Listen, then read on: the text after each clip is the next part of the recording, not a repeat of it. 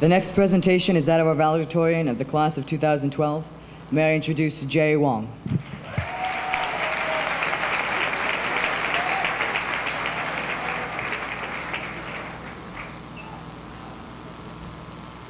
Ladies and gentlemen of the jury. Oh, wait a minute, wrong speech, hold on. Well, that was awkward. Sorry about that. All right, here we go. Good evening, Dr. Mapes, members of the Board of Education, Ms. Norris, distinguished faculty, family, friends, and fellow graduates. It is my honor and pleasure to be standing in front of all of you today. I'd like to start off by telling you of a dream that I've had.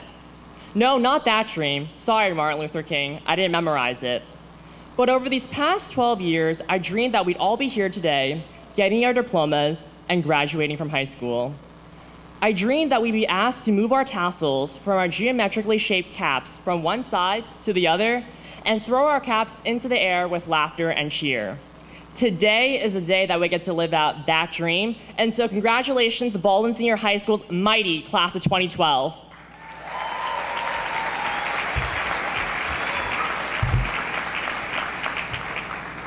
Just this morning, I thought to myself, wow, I can't believe it was only 4 years ago that I came into this school as a tiny Asian nerd with an oversized freshman backpack. So much has changed since then. I'm now a lot taller. But in all seriousness, though, a few weeks back when I started planning the speech, I realized that every possible speech has been made before. The speech about writing a speech, the speech with all the boring cliches, the speech about not putting those boring cliches in a speech, and of course, the speech where someone tells you how every possible speech has been made before and then goes on to list those various types of speeches. Wait, I guess I just ruined that one, didn't I? Sorry. So I thought to myself, how am I going to make a speech where I come up with something that no one has ever done before? And so I thought to myself, I'd read to all of you from my favorite book, The Magician's Coloring Book. For those Harry Potter fans out there, this one's for you. I promised myself that I wouldn't invoke any sort of sorcery on our graduation today, but oh well, it's graduation, I might as well, since it's our last time that we'll be seeing each other. But this little book teaches us a very important lesson, and that is, you can always make a little bit of something out of nothing. But I won't read to you from this book just yet. Let me make my first point by telling all of you of a little story. Once upon a time, there was a mother, and she had 7 children. One day, the mother gave her children some paints to play with.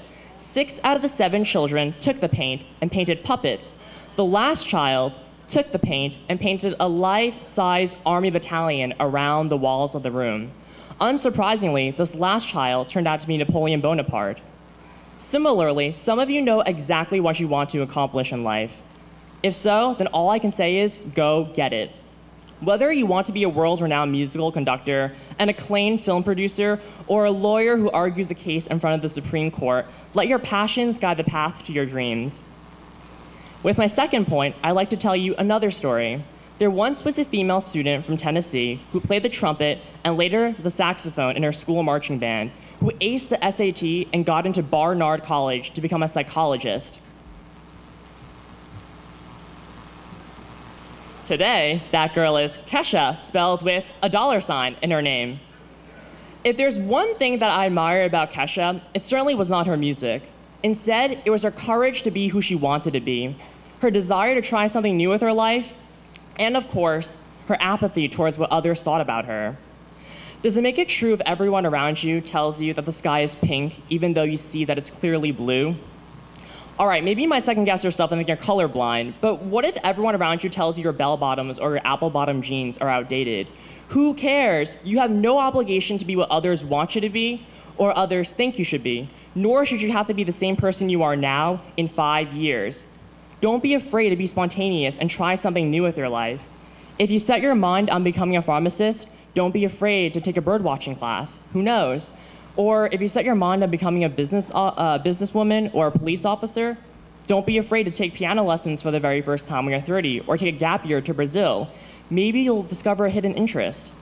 But as you're going out, taking risks, and taking advantage of all the opportunities you're given, there's one thing that I ask of all of you, and that is to think about the artist. What does the artist do?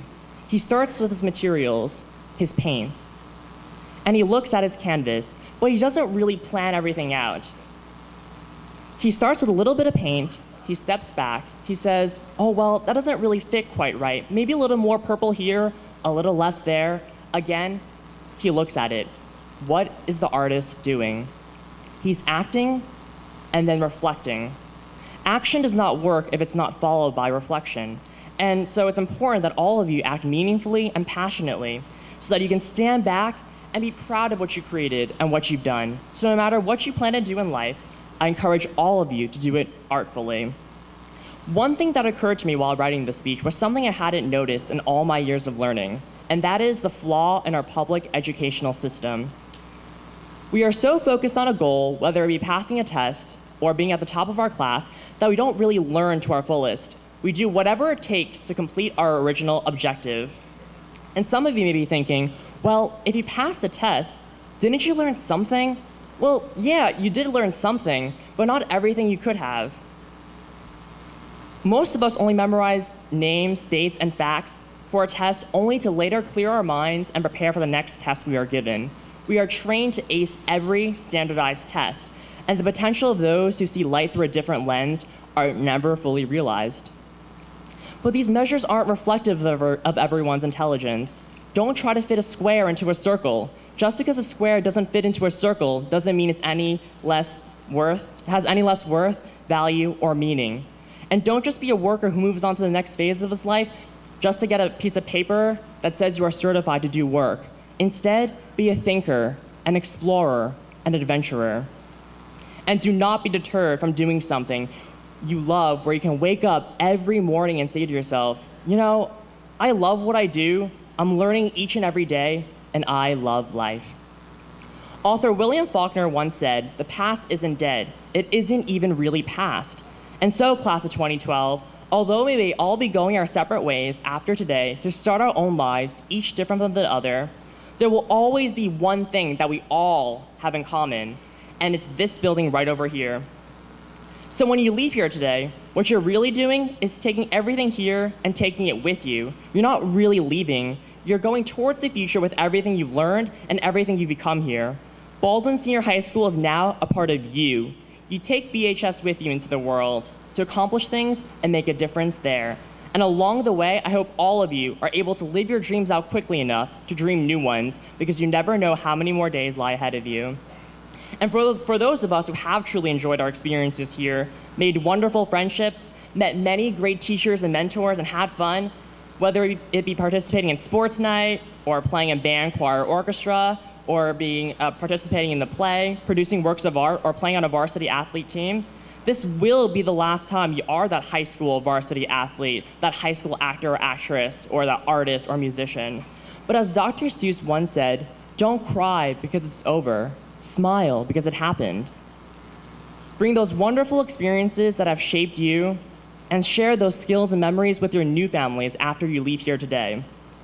And my final point is that if you want to rebel, rebel in a way that matters.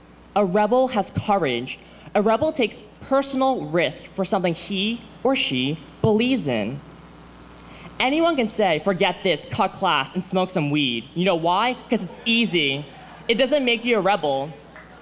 Yeah, lots of times the system is broken, and so you have to do whatever it takes to fight for what you believe in. So if you want to be a rebel, don't just break the rules, make them. You may characterize rebellion as doing the wrong things for the right reasons. I want you all to know that it's also okay to do the right things for the wrong reasons. What is doing the right thing for the wrong reason?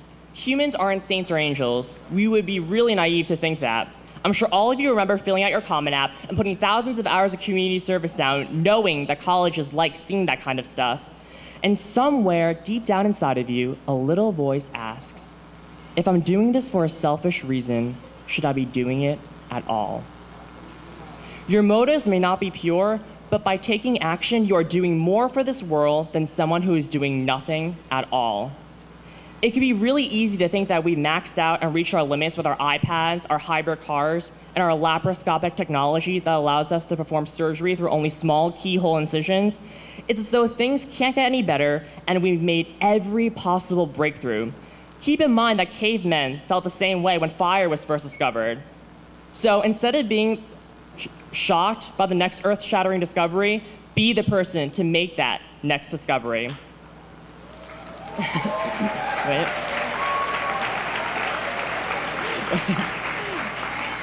I'm not going to take credit for this next part because I recently heard this quote being given at a breakfast I'd attended. But it's a quote by Ralph Waldo Emerson, and it is now my favorite quote. He said, "What lies behind us and what lies before us are small matters compared to what lies within us. And when we bring what is within us out into the world, miracles happen."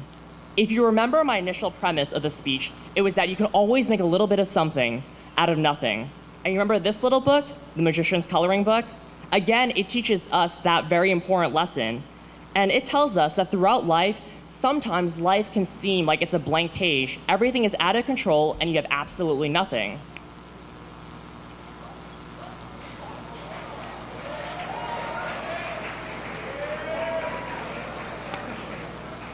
But then one day you just wake up and you realize that you have the capacity to take control of your life and make something out of it. And so you build a foundation for success and an outline by working hard and persevering through the tough times, and slowly the outline begins to form.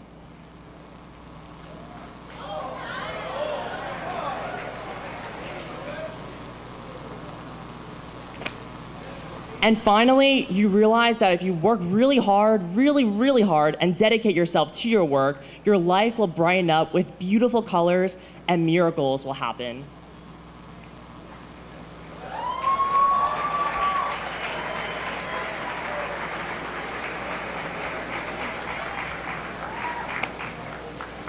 And so you should remember that you can always make a little bit of something out of nothing.